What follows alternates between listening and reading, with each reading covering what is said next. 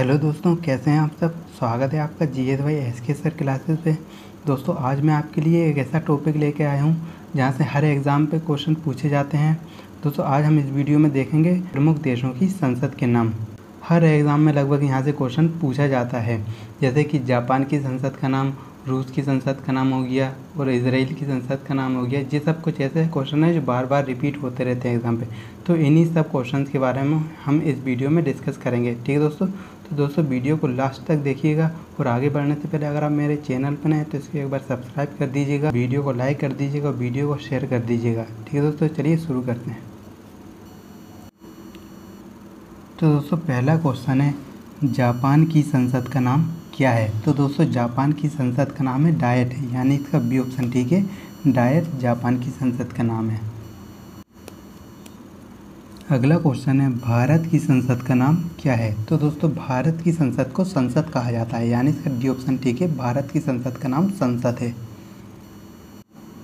अगला क्वेश्चन है, इजराइल की संसद को किस नाम से जाना जाता है। तो दोस्तों इजराइल की संसद को नेसेट नाम से जाना जाता है, यानी इसका ए ऑप्शन ठीक है, नेसेट इजराइल की संसद को कहा जाता है।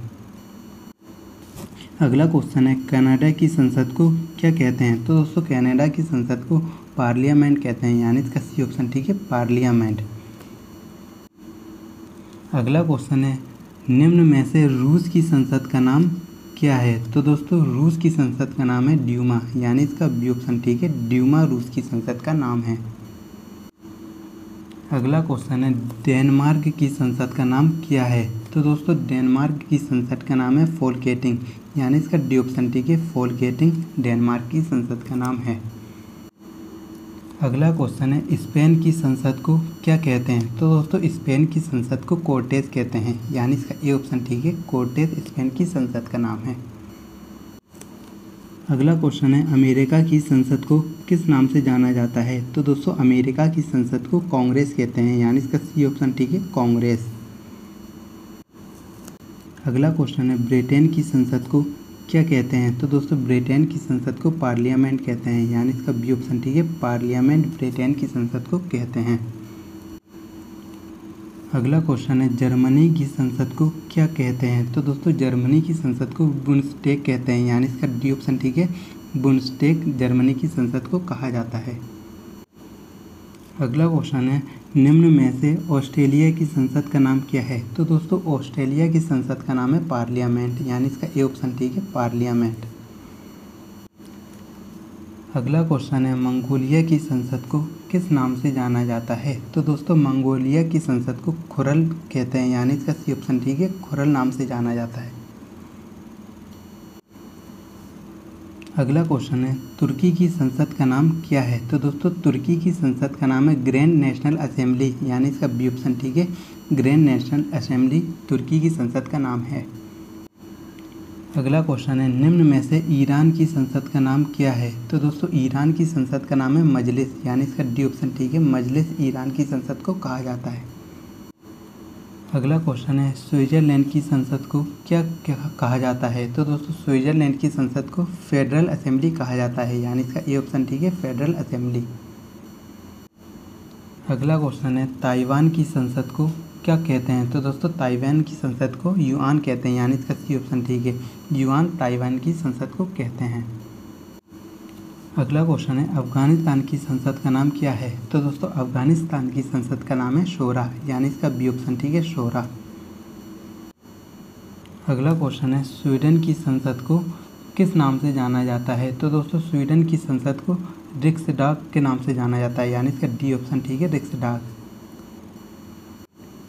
अगला क्वेश्चन है, निम्न में से मालदीव की संसद को क्या कहा जाता है। तो दोस्तों मालदीव की संसद को मजलिस कहा जाता है, यानी इसका ए ऑप्शन ठीक है, मजलिस मालदीव की संसद को कहा जाता है।